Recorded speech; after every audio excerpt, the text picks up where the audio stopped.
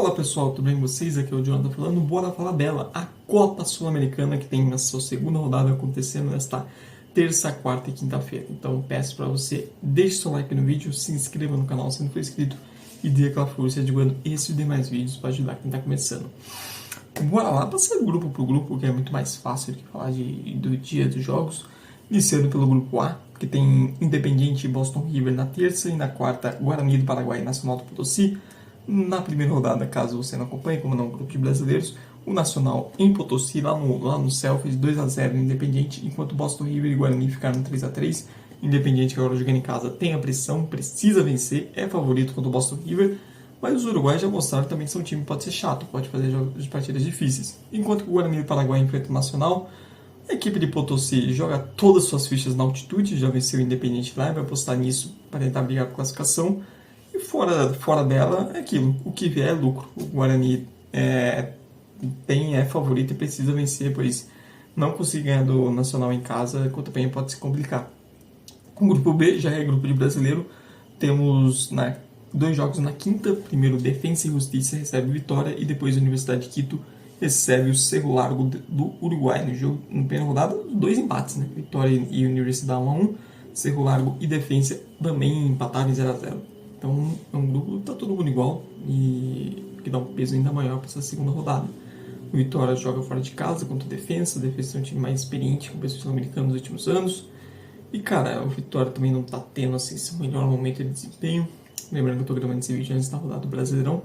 Então assim, eu acho que o Vitória, pensando no todo, pensando na classificação, sair com um pontinho aqui pelo menos, pô, seria ótimo. Seria muito bom, já que tropeçou em casa na primeira rodada.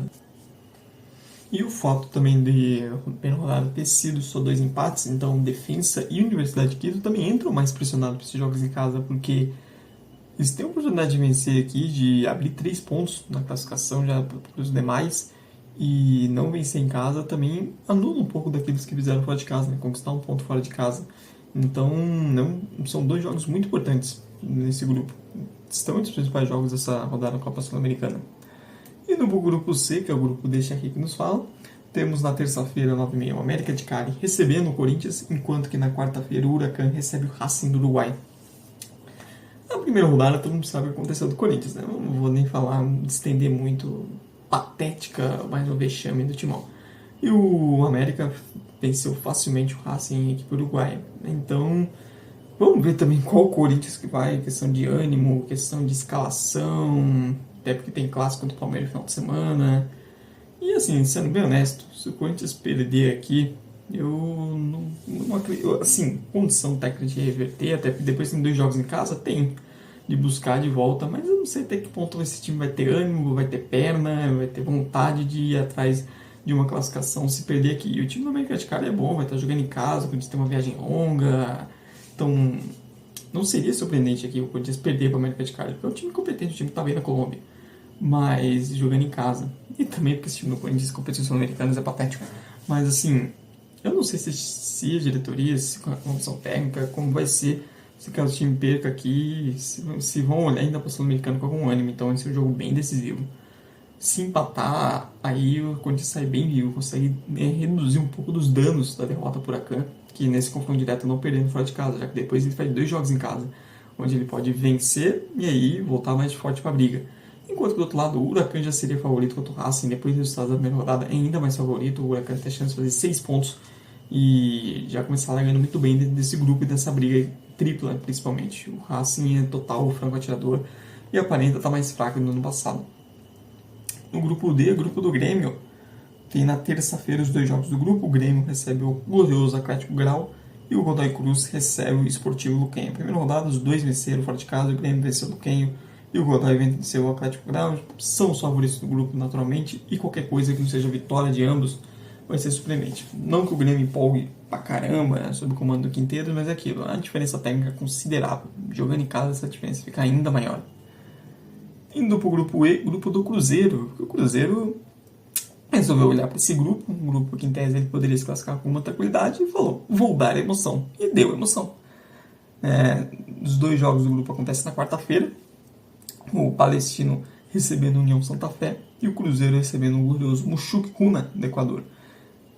União e Muxuque venceram na primeira rodada. A União fez 1x0 no Cruzeiro, o Muxuque fez 3 no Palestino. Duas equipes que em tese eram os patinhos feios do grupo e já largaram com 3 pontos. E agora aumenta a pressão dos jogos, tanto o Palestino quanto o Cruzeiro, para vencer em casa, para deixarem tudo 3, cada um com 3 pontos e para não começarem a ficar numa situação chata. O Cruzeiro é muito favorito, é uma diferença de investimento gigantesca, também já era grande na ida, e o time conseguiu jogar mal e não ganhar. Então vamos ver, vai ter obrigação de vencer, vai ter obrigação de jogar melhor, porque se conseguir não vencer em casa, aí o Cruzeiro vai estar arrumando um sarna para se coçar.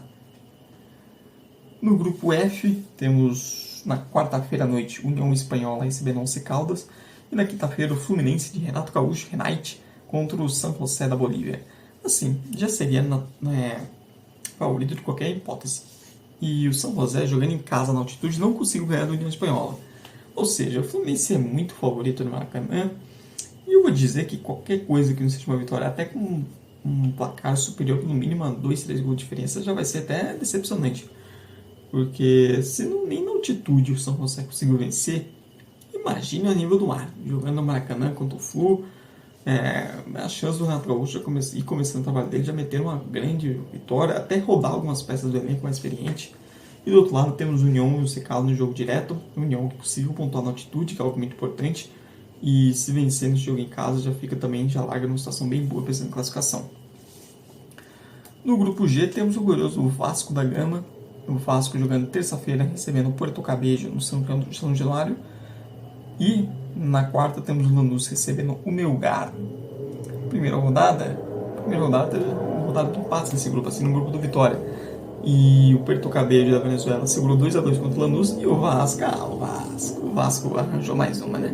Tava ganhando de 3x1 até perto do final e conseguiu tomar um empate do Melgar no Peru. Que coisa maravilhosa. O Vasco e o Lanús são os favoritos desse grupo e são muito favoritos nesses jogos. E o empate na ida na primeira rodada faz com que esses times entrem muito pressionados para vencer os jogos. E vale a mesma coisa, são muito favoritos, qualquer coisa que não seja uma vitória até tranquila será surpreendente, mas é o famoso, estão pressionados.